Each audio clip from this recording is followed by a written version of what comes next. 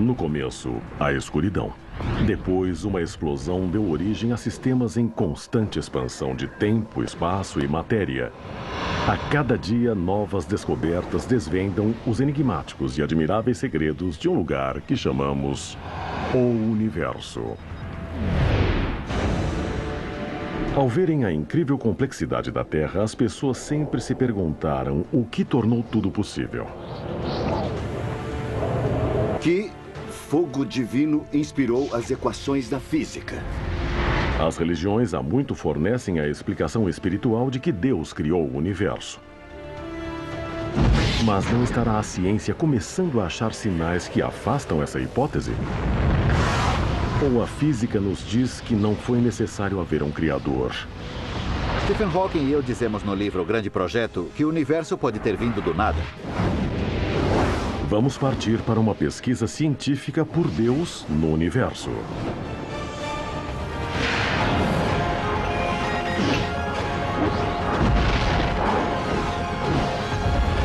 O universo. Deus e o universo. O universo pode ser um lugar muito violento, onde galáxias rotineiramente colidem e estrelas exauridas explodem. Mas também é um lugar que deu nascimento a algo absolutamente extraordinário. Pelo menos aqui, na Terra. Seres conscientes e sensíveis.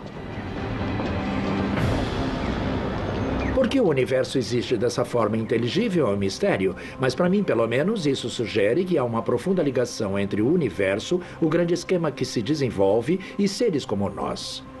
De alguma forma, o universo se tornou autoconsciente. Ele engendrou o surgimento de seres pensantes e abrangentes como nós que podem conhecer o universo. Muita gente se admira de que o universo, em bilhões de anos, tenha dado origem a seres que saibam reconhecer sua complexidade. Podemos até ponderar onde e quando aparecemos.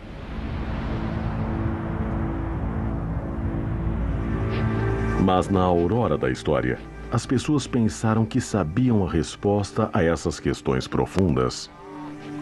Os antigos viam o mundo como um globo de neve. A Terra era essencialmente plana, como um disco, coberto por um domo, que nós chamamos em português de firmamento. E no firmamento estavam pendurados estrelas e planetas. Quase todas as culturas antigas acreditavam que o universo existia em um domo similar a esse. E nunca questionaram quem o havia criado. Os antigos acreditavam que havia um ou vários deuses responsáveis pela criação e manutenção do universo. A ideia de que Deus criou o universo foi muito pouco questionada até a Idade Média, quando os cientistas fizeram sugestões sacrílegas baseadas em suas observações. O Sol, e não a Terra, era o centro do universo. Foi uma mudança de paradigma. Já havia outra maneira de explicar os fenômenos naturais que nos cercavam pela ciência. Desde a Idade Média, cientistas desenvolveram sofisticadas teorias novas sobre a enormidade do universo e nosso lugar nele. Teorias onde muitas vezes não havia lugar para Deus. Muitos fenômenos pareciam misteriosos ou miraculosos ou mágicos. E através do processo científico nós passamos a entendê-los. Cientistas gradualmente perceberam que o Sol era apenas uma estrela dentre as bilhões que existiam só em uma galáxia. Que havia centenas de bilhões de estrelas e que tudo surgiu de uma grande explosão há 13,7 bilhões de anos. As teorias científicas, as observações e os experimentos podem nos dizer onde ficamos no cosmos. Mas elas não respondem às eternas questões. Por que estamos aqui? E quem, se existir, nos criou? Alguns físicos continuam a procurar a resposta. E o que já encontraram é extraordinário. Uma ordem notável e invisível que pode governar nosso universo. Nos admiramos com a beleza e a majestade do mundo natural. as árvores, o céu. E a beleza de um pôr do sol é incrível em sua majestade. Como criar sentido para tudo isso? Precisamos ler o subtexto oculto da natureza, as relações matemáticas em que ela se apoia, formando uma espécie de mundo oculto. Alguns veem isso. Sem levar em conta a crença em Deus, a maioria dos cientistas crê que parece haver um código cósmico.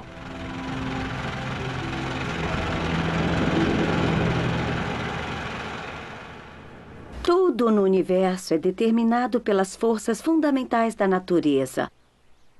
O poder dessas forças se caracteriza por números chamados constantes fundamentais, tão sensíveis que, se mudassem por pouco que fosse, o universo que conhecemos não existiria.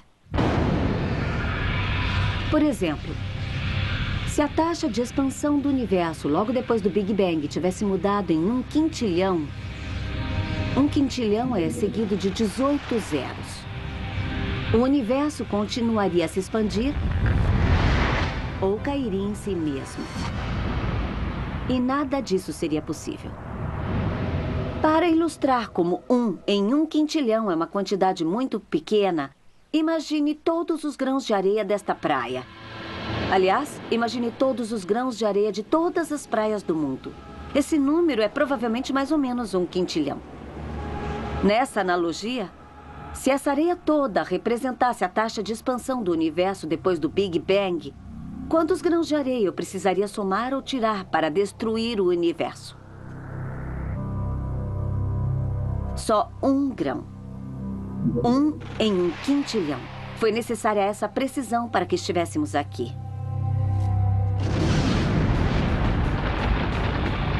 Mas apesar de o Big Bang estar perfeitamente calibrado, a vida inteligente jamais teria se formado se a matéria tivesse se espalhado por igual no universo. Se tivesse sido uniforme, não teria havido partes maiores que gravitariam para formar estrelas e galáxias. Então precisamos de pequenas irregularidades na distribuição da matéria pelo universo. Se elas tivessem sido muito menores, estrelas e galáxias não teriam se formado. E se tivessem sido muito maiores, tudo teria entrado em colapso em buracos negros. Mas mesmo com a distribuição certa da matéria pelo universo, a vida jamais teria se formado sem uma complexa série de processos dentro das estrelas que converteram hélio e hidrogênio em elementos mais pesados, como o carbono, que formam a base de todos os seres vivos. Algumas estrelas explodem, fornecendo matéria-prima para a formação de novas estrelas, planetas e, afinal, a vida.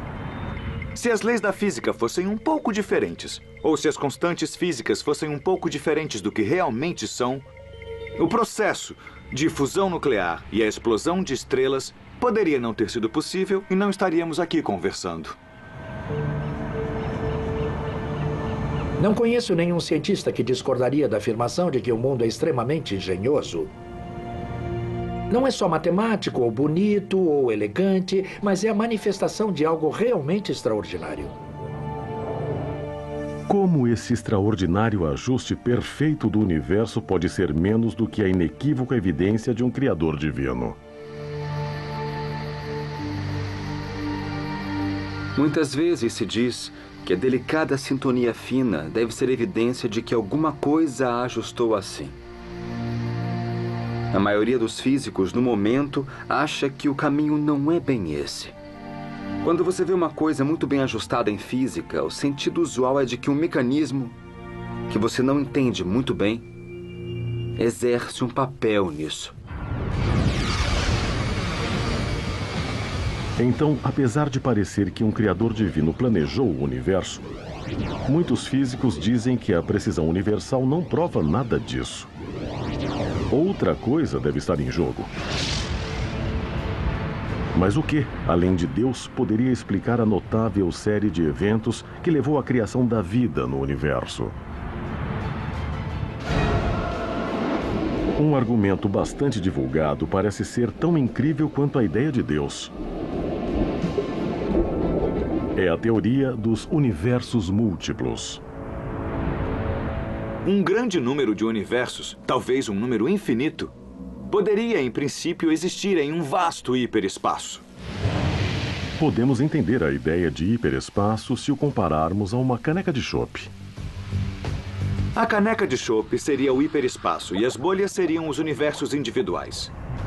As bolhas na caneca de chope fisicamente são todas iguais, mas suponha que tenham algumas propriedades. Alguns universos podem conter carbono e oxigênio e estrelas e gravidade, e outros não. Nós estaríamos em um universo rico e complexo que culminaria com a vida como a conhecemos. Se há um número infinito de outros universos, o ajuste perfeito que parece existir no nosso não seria um exemplo do plano de Deus, mas apenas de leis da estatística. A maioria desses universos não desenvolveria ou abrigaria naturalmente a vida inteligente. Mas alguns, sim. A explicação para esse universo ser diferente é que ganhamos uma gigantesca loteria cósmica. É razoável pensar que não poderíamos viver e existir em um universo hostil à vida. Só universos bioamigáveis podem conter seres pensantes. Haver uma multiplicidade de universos é uma consequência simples e natural de um dos mais prováveis modelos de nascimento e evolução de nosso próprio universo. É como as estrelas e os planetas. Se você tiver a capacidade de fazer um, será fácil fazer muitos deles.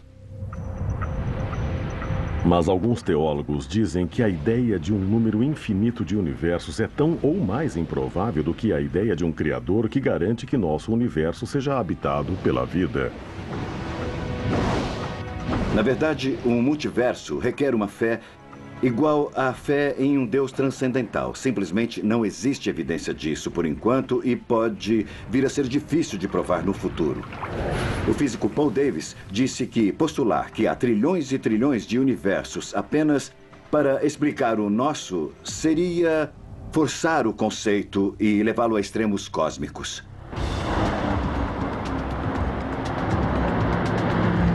O debate sobre a questão de Deus no universo pode logo entrar em uma fase explosiva.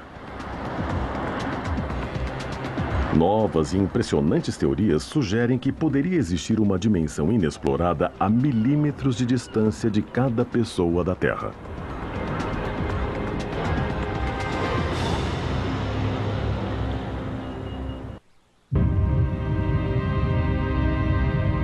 Enquanto a procura por Deus no universo esquenta, alguns cientistas trabalham no desenvolvimento de uma teoria que está sendo chamada de Santo Graal da Física.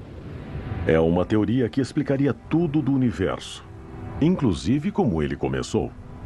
Chama-se Teoria das Cordas. A teoria das cordas é uma tentativa ambiciosa de puxar todos os temas separados da física e juntar todos em uma grande teoria unificada. Como ela promete responder a quase todas as questões da física, será a teoria das cordas capaz de nos dizer se houve um criador transcendental ou se só as leis da física deram nascimento ao universo? Ela nos leva um nível adiante. Sempre que encontramos novas ligações das coisas, descemos um nível e chegamos mais perto da explicação total. E quando chegarmos à descrição completa do universo, não haverá muito mais para onde ir. Quer a teoria das cordas nos leve a Deus ou não, ela já oferece sugestões muito atraentes sobre dimensões nunca exploradas, que os humanos nunca detectaram. A ideia básica da teoria das cordas é de que há blocos fundamentais de energia, que poderiam se chamar cordéis, que vibram de maneiras diferentes. E os vários modos de vibração correspondem a diferentes tipos de partículas fundamentais que observamos no universo. Segundo a teoria, essas cordas infinitesimais são os blocos fundamentais que constroem a energia e a matéria. Mas a matemática por trás da teoria sugere uma conclusão surpreendente. A corda deve vibrar não só nas 3 dimensões que vemos, mas em um número maior. E daí a questão: onde estão tantas dimensões extras? Alguns físicos acreditam que as dimensões podem ser tão pequenas que podemos nunca conseguir detectá-las. Mas outros dizem que algumas delas podem estar fora do nosso universo, no chamado superuniverso. É bem possível que nosso universo, as 4 dimensões facilmente observáveis, seja como uma membrana em um superuniverso multidimensional. Em teoria, o superuniverso multidimensional poderia existir a milímetros de nós, porque está em uma dimensão diferente. Mas como ele pode existir perto de nós sem que saibamos? E no que isso implica quanto à existência ou à não existência de Deus? A astrônoma Laura Denley vai demonstrar isso no mundo tridimensional da altura, largura e profundidade. Ela vai se comunicar com o físico Alex Filipenko, que está em uma tela de TV com apenas 2 dimensões: altura e largura. Alex? Alex? Alex não pode ver Laura porque está preso em 2 dimensões. Ele não tem a dimensão da profundidade que o ligaria ao mundo de Laura. Ele não pode ver nada na frente dele nem nada atrás, porque no universo bidimensional dele não há na frente e atrás. Eu, por outro lado, posso ver atrás de mim e vejo o Alex naquela tela. E ela também pode ouvir o que Alex diz. Se as leis da física fossem limitadas a funcionar em um certo número de dimensões, não poderíamos fisicamente ver ou tocar ou experimentar uma dimensão perpendicular às outras dimensões. Então, por exemplo, suponha que nosso universo hipotético fosse só a superfície, a tela da televisão. Você poderia ir para cima, para baixo, para a esquerda ou direita ou qualquer combinação desses movimentos, mas não poderia ir para dentro ou para fora. Essa dimensão seria matematicamente descritível, mas seria uma dimensão fisicamente inacessível. Alex! Alex! Apesar de Alex poder estar na mesma sala de Laura sem poder vê-la ou ouvi-la, poderia haver dimensões ocultas perto de nós que nunca seriam detectadas. Se Deus ou outras criaturas conscientes existirem em um número maior de dimensões, eles poderão nos ver e chegar perto de nós sem que saibamos. Você pode imaginar ou especular que pode haver formas de vida inteligente que vivem nesses cenários multidimensionais. Porque vemos de certa forma seus efeitos em nossas dimensões. Mas não percebemos que são realmente agentes vivos que afetam nossa vida. Certamente, no momento, a ciência não pode refutar isso. Eu acho que ficamos no nível da especulação. A teoria das cordas diz que nosso universo se estende em outras dimensões, mas não diz que nada em particular viva nessas outras dimensões. Não há um velhinho barbado criando o universo ou puxando as cordas. Teólogos argumentam que não encontrarão Deus na realidade de 11 dimensões, predita pela teoria das cordas, porque ele transcende o superuniverso. Escondida nas 11 dimensões da teoria das cordas, há uma quantidade imensa de ajustes perfeitos. Mas escondida nas 11 dimensões da teoria das cordas, não existe uma realidade incondicional, completamente inteligível e também irrestrita e continuamente criativa. No entanto, alguns cientistas creem que mesmo que Deus não exista no superuniverso, a causa do Big Bang pode existir. Existe uma hipótese de que o Big Bang aconteceu quando 2 membranas paralelas colidiram uma com a outra, em um hiperespaço multidimensional. Pessoalmente, não endosso essa hipótese, mas acho a ideia interessante. Mas como a ciência pode provar ou refutar o que acontece nas dimensões extras propostas e apoiar ou rejeitar a existência de um Criador? quando nós estamos destinados a ficar em nosso mundo tridimensional. Uma possibilidade é que podemos achar efeitos das outras dimensões interagindo com partículas com capacidade de se mover nessas outras dimensões. Para achar matéria que se move em mais dimensões, os cientistas construíram enormes aceleradores que façam colidir partículas subatômicas a tremendas velocidades. Mas os aceleradores de partículas podem fazer algo mais surpreendente, algo que parecia impossível há apenas alguns anos. Podem permitir que cientistas voltem no tempo para o momento onde nosso universo foi criado. E talvez, como já foi sugerido, ver um relance de nosso Criador. Para ajudar a determinar se Deus ou as leis da física sozinhas criaram o universo, os cientistas vão usar um acelerador de partículas de bilhões de dólares para voltar no tempo para perto do momento da criação. Para realizar esse feito notável, os físicos vão impulsionar partículas subatômicas em sentidos opostos em uma enorme pista oval. Quando as partículas de matéria chegarem quase à velocidade da luz, os cientistas vão fazê-las colidir. Mas como essas violentas explosões podem fazer com que os cientistas olhem para trás e tenham uma visão do passado que esclareça a questão de Deus? O que o acelerador de partículas faz é nos levar além da órbita da teoria e nos dar acesso direto à física que prevaleceu na primeira fração de segundo depois do Big Bang. Essas colisões de alta energia das partículas elementares usadas nos experimentos geram energia o suficiente para criar, por um momento, as condições do primeiro instante do universo. E depois podemos estudar o momento da criação usando as leis da física.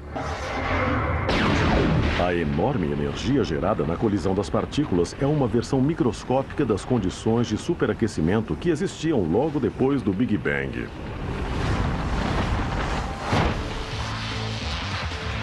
Uma analogia útil do que acontece em um acelerador de partículas pode ser vista nesses carros com controle remoto andando em uma pista.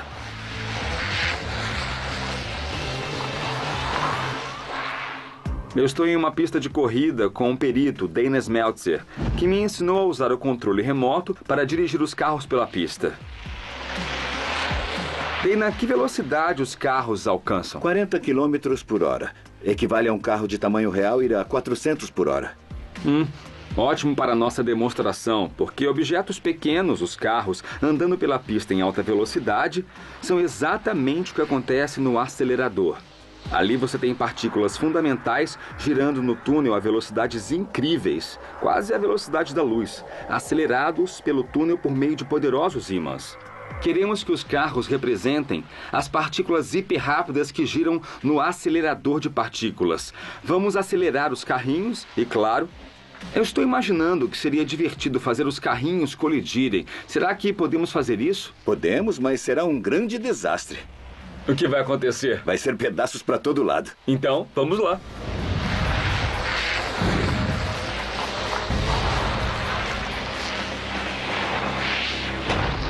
Oh, que beleza!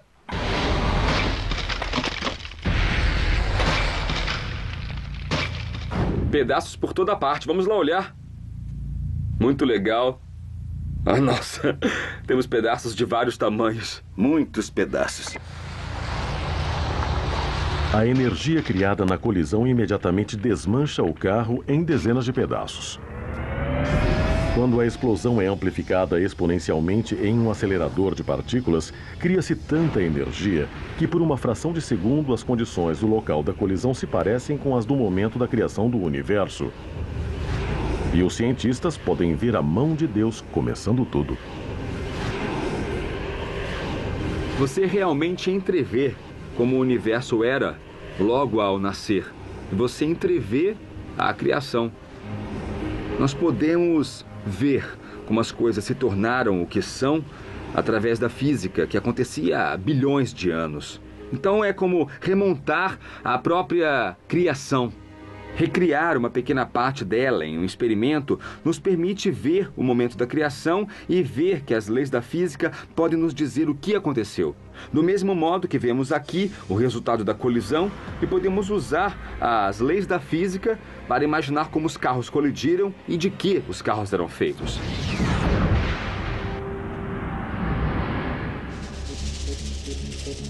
Os aceleradores de partículas ainda não responderam à questão de Deus, porque as últimas tecnologias não conseguem gerar energia o suficiente para voltarmos ao exato momento da criação. Até aqui, os cientistas alcançaram a fração de segundo depois do Big Bang, sem achar nada que não pudesse ser explicado pela física. É claro que as pessoas querem voltar ao primeiríssimo momento, o momento em que alguém poderia ver, por assim dizer, a mão de Deus ou sua marca registrada. Ainda não chegamos lá. Após todos os experimentos e observações que fizemos, não houve uma só exceção às leis da física. Então eu acho que podemos afirmar que milagres não acontecem e que tudo pode ser explicado pelas leis da natureza. Bom, até esta altura, não se descobriu nada que não pudesse ser explicado pelas leis da física. Mas isso não quer dizer que no futuro não possa haver milhares e milhares de coisas que foram recém-descobertas, ainda não explicadas por qualquer lei da física. Por que isso? Porque a própria ciência deve estar aberta a novas descobertas. No entanto, se os cientistas são capazes de usar as leis da natureza para explicar tudo, vamos poder, um dia, entender em termos científicos conceitos como alma, consciência, céu e inferno? Provavelmente é pedir demais à ciência que um dia ela ache soluções e equações que representem o céu ou o inferno ou qualquer outra de nossas lendas mitológicas antigas. A coisa será bem mais sutil do que isso.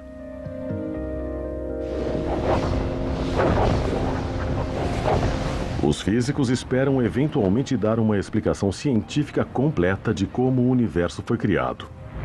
Mas dizem que não está a seu alcance determinar se Deus criou ou não as leis científicas. A menos que o Criador tivesse deixado uma mensagem no universo, um código cósmico, quando o programou. Haverá pistas do arquiteto cósmico enterradas no universo no meio de tantos outros códigos como uma marca registrada estampada na arquitetura do universo? Bem, o problema é muito desafiador em si, mas alguém pode seguir uma pista para sempre sem por isso achar uma marca registrada. Acho que é uma causa perdida e um exercício sem esperança, mas em sentido profundo o fato é que o universo é matemático e quando exploramos o mundo matemático, estamos, de certa forma, entrevendo a mente de Deus. O que estamos fazendo é explorar em nível oculto a ordem na natureza. Mas um dos mais respeitados cientistas do mundo recentemente chocou o planeta quando disse que explorou a origem oculta da natureza e achou provas matemáticas de que Deus não precisa existir.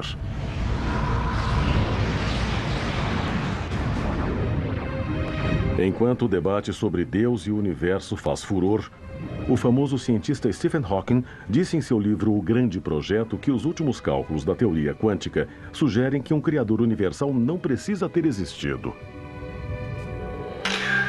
Hawking e o coautor Leonard Mlodinow afirmam que as leis da física permitem que universos inteiros se formem espontaneamente. Stephen Hawking e eu dissemos em O Grande Projeto que o universo, a galáxia, o sistema solar, a Terra, essa pedra, qualquer coisa pode surgir do nada. Podem ter surgido espontaneamente de um vácuo quântico. Então não seria necessário Deus criar o universo. Ele segue as leis da física. O universo pode ter sido formado espontaneamente do nada, porque, segundo a física quântica, as partículas podem se formar do nada por um tempo e desaparecer novamente. Isso pode ser feito em laboratório e pode ser medido. Então, pode haver inúmeras pequenas flutuações quânticas que desaparecem, mas, em alguns casos, as condições se tornam favoráveis a outras expansões. E isso pode criar um universo a partir de essencialmente nada. Mas Filipenko e outros físicos dizem que não sabemos como ou quando as leis da física se originaram. Isso é muito significativo, porque os críticos dizem que a criação espontânea pressupõe a existência de uma natureza antes do Big Bang. O nada de que fala Hawking se refere a vácuo quântico, regido pelas leis da física. É como dizer que eu tenho uma conta no banco, mas, infelizmente, na conta bancária eu tenho um saldo zero. Agora, olha, isso quer dizer que eu não tenho uma conta bancária de verdade em um banco de verdade? Claro que não. Não é porque o saldo é zero que a conta não existe de verdade no banco. Quando os teólogos falam do que existia antes do começo do universo, eles imaginam que era realmente o vazio. Se o universo não fosse nada, isso implicaria dizer que algo além do universo, algo que fosse transcendente a ele, teria criado o universo, tirando-o de nada para alguma coisa que antes era nada. E essa entidade transcendente seria Deus. Stephen Hawking responde com uma elegante e surpreendente teoria, que pode ser demonstrada em um edifício da Universidade do Sul da Califórnia. Estou caminhando sob o domo do planetário do Observatório Griffith em Los Angeles. O domo dá uma boa ilustração da ideia de origem do universo, chamada de proposta de não limite. Nossa melhor teoria de origem do universo nos diz que o universo veio de um único ponto. Toda a matéria, o espaço, o tempo, a energia e até as leis da física parecem ter eclodido para a existência, vindos de um ponto só. No entanto, quando os cientistas usam as clássicas leis da física para imaginar como o Big Bang começou, encontram o que se chama uma singularidade. Um lugar onde as leis da física parecem não valer. E um Deus transcendente seria teoricamente necessário para começar o universo. É um problema e tanto para os cientistas. Mas Stephen Hawking e outros proponentes da proposta de não limite o contornaram dizendo que o universo não começou numa singularidade. Eles dizem que o começo do universo não foi um ponto, foi mais como um domo. Logo depois do Big Bang, o espaço e o tempo se curvaram juntos. Por mais difícil de imaginar, Hawking diz que o tempo começou como outra dimensão do espaço. Com a proposta de não limite, nunca as leis da física deixaram de funcionar. Espaço e tempo não tinham limites, beiradas, não tinham começo nem singularidade. Então, tentar viajar de volta no tempo, até o momento do início do universo, é como tentar viajar a norte do Polo Norte. Ou, nesta analogia, mais alto do que o topo do domo. Você não pode ir lá, porque esse lugar não existe. Se você traçar uma história cósmica até onde você pensa que foi o primeiro momento, tudo se funde numa espécie de confusão quântica, de modo que não há o momento de criação. É uma ideia boa a gente achar que o universo seja independente. Nunca houve um antes. O tempo não se estende para trás pela eternidade. O tempo começa com o universo. O espaço também. Mas de tal maneira que não há um primeiro momento singular. Se a proposta de não limite e a criação espontânea forem verdades, diz Hawking, o universo não teve realmente começo e não teria precisado de nada além das leis da física para poder existir. Então, de que serviria um criador transcendental? Não faria sentido alguém dizer de repente, vou fazer o universo. Não existe mais esse ponto no tempo. E a ideia de que o universo pôde surgir do nada significa que não é necessário um Deus para fazer tudo. Então, juntar essas duas ideias mostra que os argumentos padrão que justificam um criador não se sustentam. Os críticos de Hawking e Mlodinow dizem que a proposta de não limite é uma teoria elegante que pode até estar correta, só que não tem nada a ver. Ninguém está dizendo que o universo se expande infinitamente para trás no tempo. O que dizemos é que seu ponto inicial é uma condição não clara. Então, falando francamente, isso ainda exige um começo. Para contradizer Stephen Hawking e apoiar a ideia de Deus, muitos teólogos citam o teorema de Borde-Gutwilenkin. Formulado por 3 eminentes físicos, ele atesta que qualquer universo em expansão tem de ter tido um começo. Isso é verdade, eles dizem, mesmo que o universo seja parte de um multiverso e desde que os universos estejam em expansão. O que eles mostraram foi que qualquer modelo de universo em expansão deveria ter um limite no tempo passado. E mesmo que esse limite só indicasse uma transição a um novo tipo de física, até mesmo essa condição exigiria algum tipo de limite no passado. Então, afinal, vamos ter de ir a um começo antes do qual o universo não era nada, o que implica que alguma força transcendente o criou. Com cada lado dessa discussão citando suas complicadas evidências matemáticas sobre um possível começo e um possível criador, quais equações estão certas? Stephen Hawking expressa isso muito bem. Temos várias descrições matemáticas de mundos possíveis. O que foi que disparou um sistema específico de equações e criou um universo regido por elas? É uma boa pergunta. O que foi que literalmente soprou realidade nessas equações que as capacitaram a fazer alguma coisa, a queimar, a explodir, a se tornar um universo? É uma pergunta muito boa e que implica em um criador transcendente. O debate a respeito de se um Deus transcendente ou se as leis da física sozinhas inspiraram o universo continuará até acharmos evidências definitivas de um ou outro. Mas alguns físicos acenaram com uma intrigante terceira possibilidade. Por mais estranho que pareça, eles dizem que o universo pode ter sido criado por uma espécie alienígena tão avançada que se tornou indistinguível da própria natureza.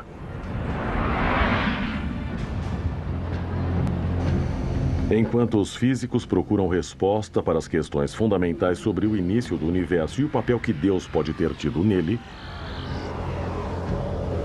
outros se perguntaram como ficaria a questão se fizéssemos contato com uma civilização alienígena avançada.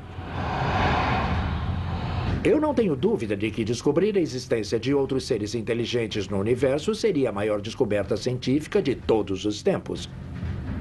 Mas isso inevitavelmente teria impacto nas religiões do mundo, porque elas se referem a seres humanos, uma espécie, e ao planeta Terra, um planeta.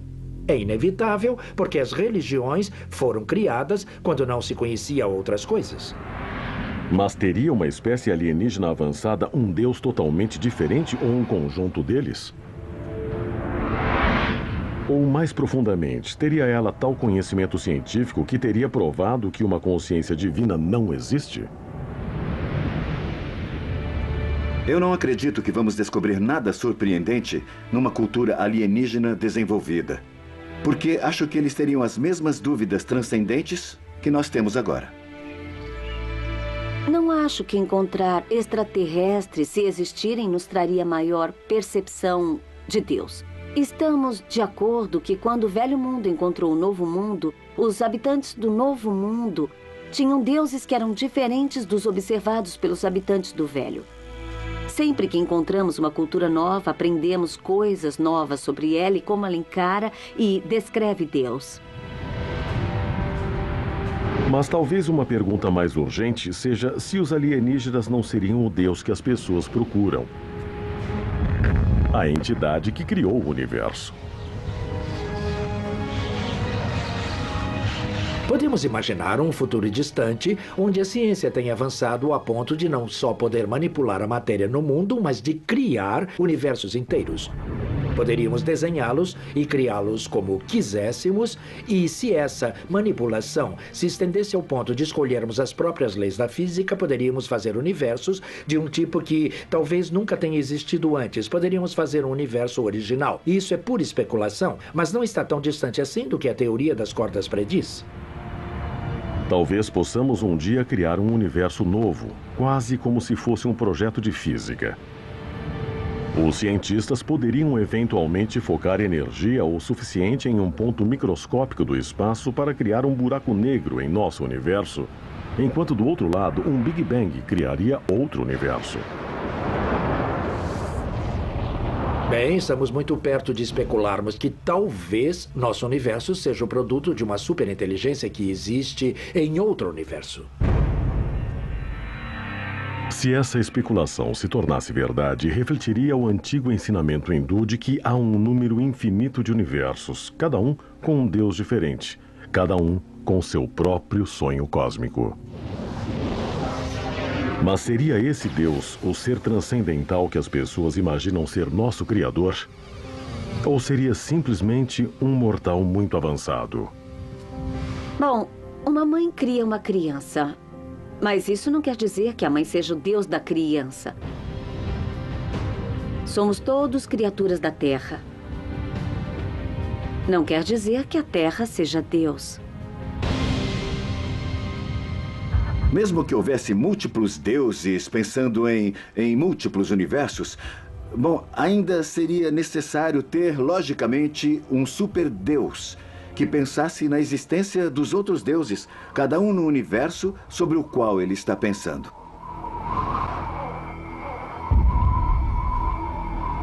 É claro que o famoso ensinamento hindu prossegue dizendo que tudo pode ser revertido.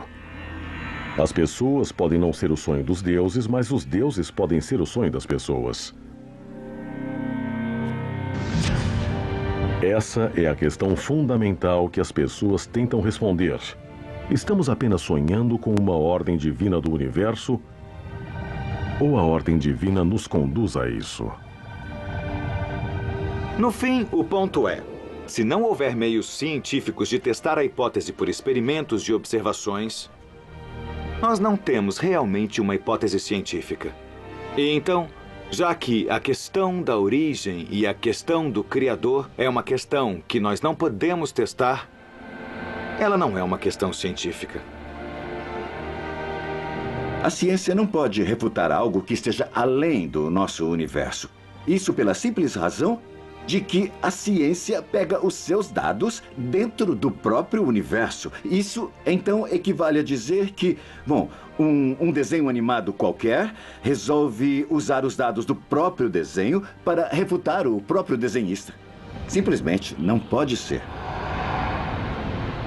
O papel de Deus foi diminuído pelo avanço da ciência. No entanto, não há oposição entre os dois.